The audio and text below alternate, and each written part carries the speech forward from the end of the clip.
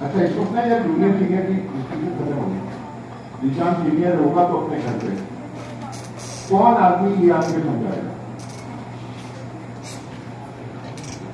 कौन आदमी? सिंपल तरीके से हमें कोई टेक्निकल नहीं चाहिए। गर्ल्स और जेंट्स तीनों न्यूरल नेटवर्क है। इस वक्त जितनी भी नई लेटेस्ट टेक्नोलॉजी आ रही है वो सब न्यूरल नेटवर्क है।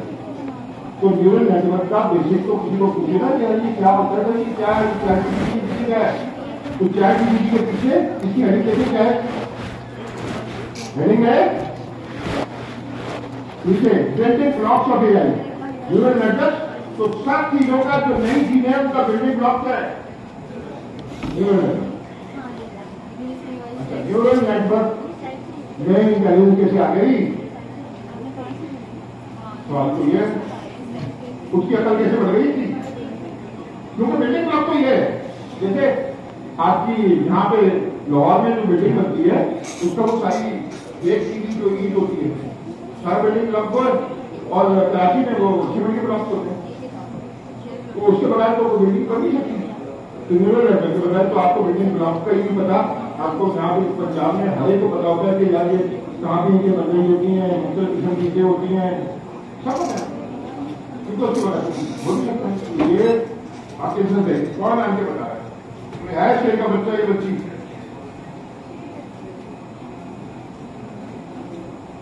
आ जाओ।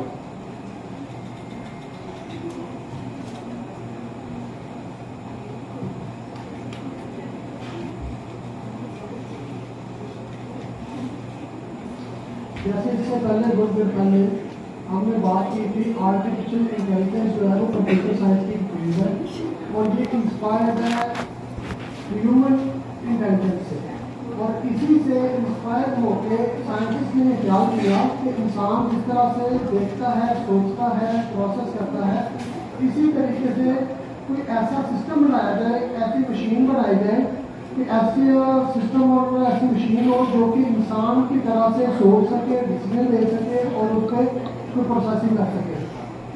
तो उस वक्त उन्होंने न्यूरल नेटवर्क का एक कॉन्सेप्ट जो है ना इनिशिएट किया। इसके लिए ये तीन चीज़ें समझनी जरूरी है किसी भी न्यूरॉन को बनाने के लिए। एक उसकी इनपुट लेयर और उसके दरमियान इनपुट लेयर के बाद उसकी प्रोसेसिंग के लिए उसकी हिडन लेयर जिसमें वो प्रोसेसिंग करती है, और उसके बाद प्रोसेसिंग करने के बाद अल्टीमेटली उसने आउटपुट के तौर पर प्रोसेसिंग।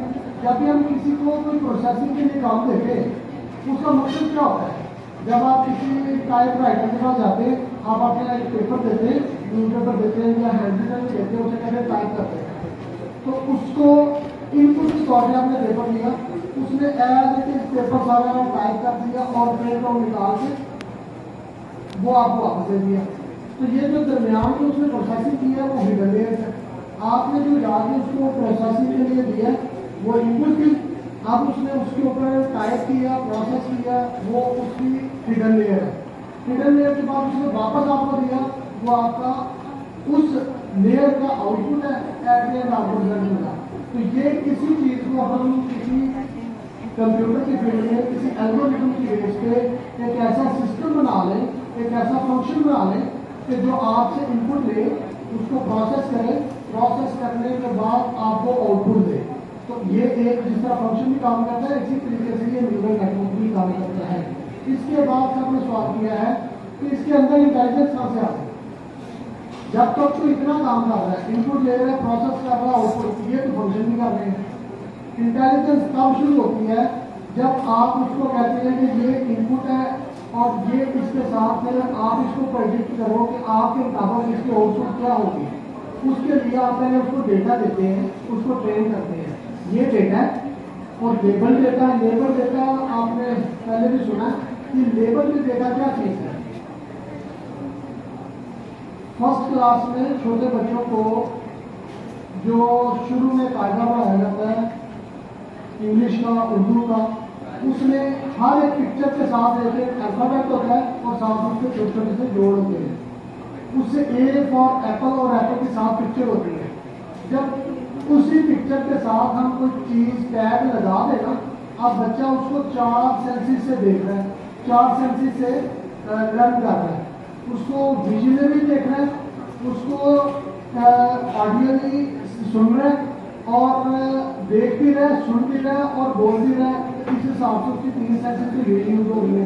और चौथी सेंस ये आपका जो लेटेस्ट रिसर्च के तौर पे बड़े अच्छे से ये कॉलेजेस में, स्कूल्स में ऐसे पैटर्न स्टडी के करवा रहे हैं ताकि इसी लर्निंग के बेसिस, जिस तरह से अब आर्टिफिशियल इंटेलिजेंस बिल्ड होगी ना, इसी तरीके से बच्चों की लर्निंग फास्ट और इस तरीके से हो सके। कोशिश करते हैं कि इंसान की 5 हिस्से किसी भी लर्निंग के अंदर लग गए ना तो वो सबसे ज्यादा तेज तरीके से सीख सकता है। मॉडल को किसी तरीके से करवाया जाए, मॉडल ना थकता है, सिस्टम में ना थकना है, ना उसको किसी की कोई मजबूरी है, स्पीड उसकी सबसे तेज है। और ये सारी चीजें होने के बावजूद आप एक बच्चे को, मैं ये मिसाल देना था अपनी लाइब्रेरी की, उसने पुराने पास खत्म किया तकरीबन 3 माह में 6 माह में ना। अब ये देखिए उसने स्टार्ट कर से लिया, पहले ही उसने नूरानी कायदा से स्टार्ट करते हैं अलिफ बा ता सा से, तो उसको साथ साथ दिखाते भी हैं और साथ साथ लर्न भी करा रहे हैं, उसको पढ़ना भी, बोलना भी और लफ्जों की पहचान भी करा रहे हैं। अगर हम किसी भी, ये एक एग्जाम्पल के तौर पर लेते हैं Arabic phones, Arabic learning, Arabic text, अगर ये बच्चे को आप सिखा रहे हैं और 3 महीने में 6 महीने में वो सीख जाता है बांग्ला कुरान। और इसी तरीके से अगर आप कंप्यूटर के अंदर उसको पूरे फोन्स दे दें, स्टार्टिंग में इनपुट के तौर पर फोन्स दे दें, उसके बाद उसको उसके से फोन से बनने वाले कुछ एग्जाम्पल्स दे दें और एट द एंड उसको ये बताएं कि जब इनको मिलाया जाए ये तो ये आउटपुट आएगा। तो आप ये हर लेयर पे ये इनपुट प्रोसेसिंग और आउटपुट पे ये चीज आएगी प्रोडिक्शन। अब एट द एंड उसको कहेंगे कि ये चीज जनरेट कर दो, कोई पुरानी वर्ड्स जनरेट कर दो, कोई पहले इस बार बता दो, नेक्स्ट बता दो, ये सारी